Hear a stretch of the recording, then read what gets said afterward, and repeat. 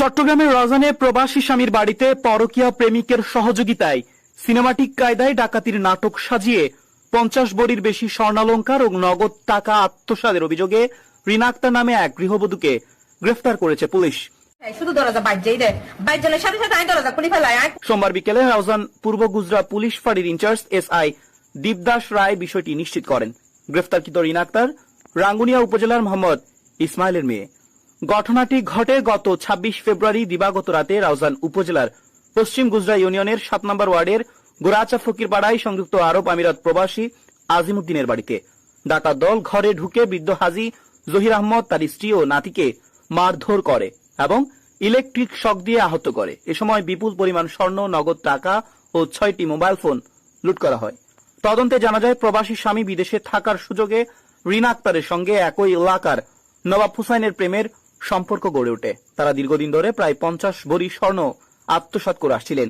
বিষয়টি ধামাচাপা দিতেই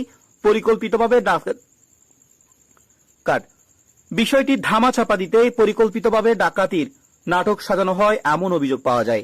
চট্টগ্রাম জেলা গোয়েন্দা পুলিশ জানায়, রিনা আক্তার নিজেও ডাকাতির ঘটনায় তার 50 ভরির বেশি স্বর্ণ লুট হয়েছে বলে দাবি করেন। পরে পরিবারের সন্দেহের ভিত্তিতে মামলা দায়ের হলে তদন্তে বেরিয়ে আসে ঘটনার মূল রহস্য।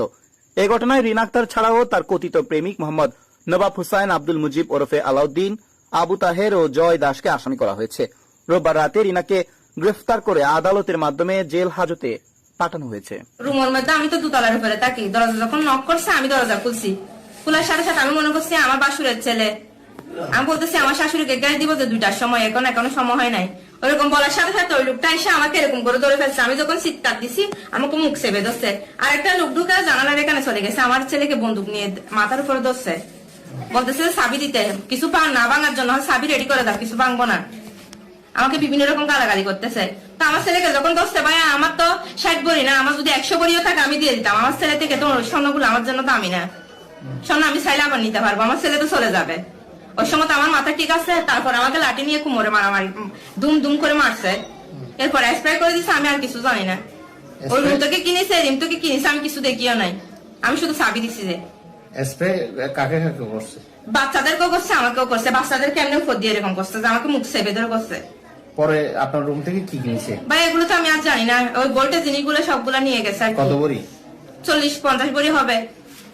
তারপর ওই যে টাকা আপনার থেকে? না না, আমার থেকে কোনো টাকা নেই নাই। আমার থেকে টাকা নাইও, টাকা নিছে আমার শাশুড়ি থেকে। স্বর্ণগুলো কিছুদিন আগে আপনার বাপের বাড়ি ছিল? না না ভাই, আমার বাপের বাড়িতে ছিল না, আগে অনেক আগে বাপের বাড়িতে ছিল। যখন আমার বাপের বাড়ি কাজ করতেছে তখন আমার মায়ের গোল্ড গুলো আমি নিয়ে আসছি, এখানে নিয়ে আসছি। আপনাদের স্বামী স্ত্রীর মধ্যে বা ফ্যামিলির মধ্যে কোনো মনোমালিন্য? না না, কোনো মনোমালিন্য না। গতকালকে কথা বলছি না আমার হাজবেন্ডের সাথে, উনি বলতেছে কিছু বিক্রি করতে বলছে, সেং আর একটা ব্রেসলেট, বুঝছেন, বড়গুলো না। তাই আমার থেকে খারাপ লাগতেছে, আমি বাইরে হই নাই। বলতেছে শনিবারে যাবে, শনিবারে নিয়ে যাই। আবার বলতেছে না শনিবারে না রবিবারে নিয়ে যাই এগুলো বিক্রি করার জন্য।